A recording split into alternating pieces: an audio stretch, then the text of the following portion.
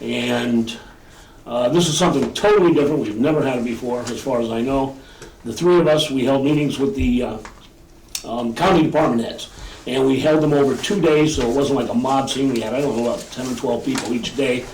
And it was basically a group meeting with the commissioners talking about the state of the county, if you will, I guess. And open the floor up to questions, comments, suggestions. And this is something we want to start doing, and also start having individual meetings with the departments. Getting their input. They know what they're doing way more than we do on an individual level, and we're looking for them to help us out. So that was basically the start, the kickoff of what we plan on doing with them. I think it was very well received. We didn't get yelled at? No. So that was good. But actually, they were very encouraging meetings, I thought. They were helpful, definitely. Let's see, elderly representatives at the meeting of the Wyoming County Emergency Services Group, and they have been inactive for quite some time. They had a number of fire chiefs there, and they voted to disband that group, which had been inactive, and they're now forming a new countywide fire chiefs group to get some cooperation between all the fire chiefs in Wyoming County. So that's a step forward. And we met with that group last Thursday. So then there was a meeting of that group, and there was a lot of positive things. You could tell us more about it because you were the one that attended the meetings.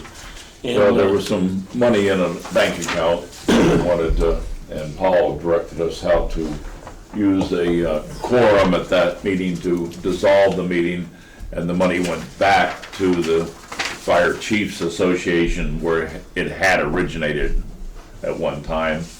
And so now the Fire Chiefs Association has been re-upped. It's been quite a few years since it met, and there was a lot of interest at that meeting. And so we've scheduled another meeting for next month, and we're looking forward to working with the fire chiefs. Our particular emphasis is to coordinate equipment so that it's county-wide, so that we can provide backup at the 9/11 Center for all the fire companies.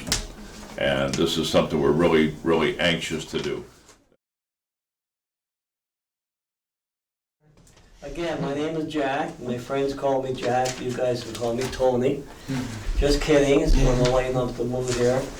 I'd like to introduce Dave Broadwell from Congressman Keller's office.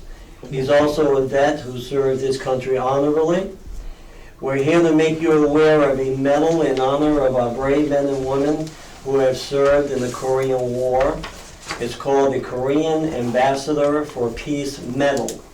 I have some pictures of it, if you can see it, but I was just told that it's obsolete. They changed some of the colors. And here's Karen Boldak when she gave out the medal. Nice. Now, there's been some changes that I'm not aware of, but Dave will explain it to me. Thank you, Dave. So as Jack said, my name is Dave Broadwell. I'm from Congressman Keller's district office just up the road here. One of the things that we're working on is to recognize Korean War veterans in conjunction with the South Korean government with the Korean Ambassador for Peace Medal. Basically, it's a medal that's administered by the South Korean government. It's not a U.S. issue medal. It's the South Korean government's way of saying thank you. A lot of folks in South Korea still remember the Korean War. A lot of folks in later generations have been told about some of the valor, heroism, and sacrifice that American and United Nations forces made in order to try and keep the North Koreans and the Chinese back and maintain some semblance of a free Korea. So, eligibility requirements. You had to have served boots on ground or in Korean territorial waters for your Navy and Coast Guard members, or between start date of the war and the end date of the war, 1950 to 1953. There's also an eligibility window for the UN peacekeeping operation that went on in 2 years following the armistice being signed, so from 1953 to 1955. What we'd like to do, or what I'd request, is the prison board had previously discussed an inmate or a employee issue and recommended following the warden's recommendation on that issue. And because we did that in executive session, it wasn't in the minutes. So at this point, I'd like a motion to follow the warden's recommendation with respects to an employee Dietz. Okay, I recommend, I put forward a motion as the warden's recommendation to terminate Dietz, an employee at the jail. I'll second that. All in favor? Aye? Can you say his first name?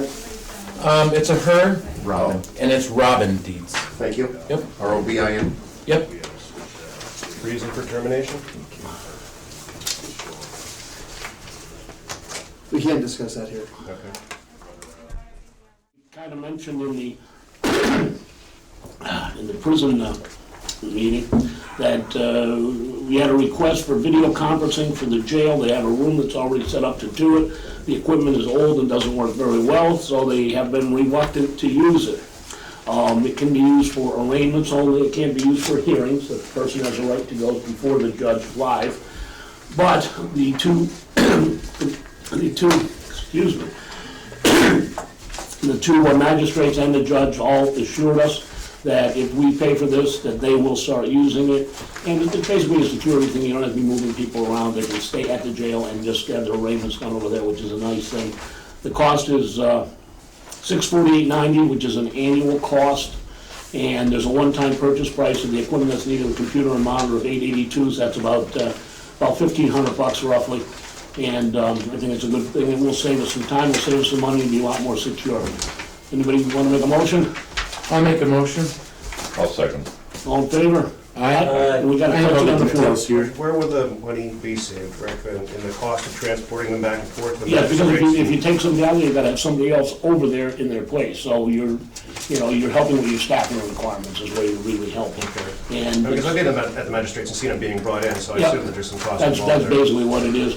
And, they can even do arraignments over there in the room, so say for the magistrate having to go there at times. And, just a lot easier way to do arraignments, that's.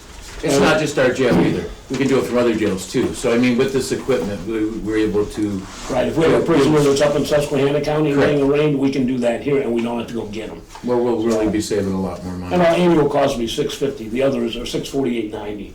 The $882 is a one-time shot that we're gonna pay for the equipment, so it's a good deal. And I would just add, that would cut down on the liability for transports and. Oh, no doubt about that. Plus the safety overall, it's less movement of any individual. We've had a couple escapes too. That was interesting. Okay, we were approached by Magistrate Plummer that we're spending about $1,800 a year on the rug service that we have in his office up in Powell Crest. And they have a rug that's going to cost about $1,000 that will be permanent.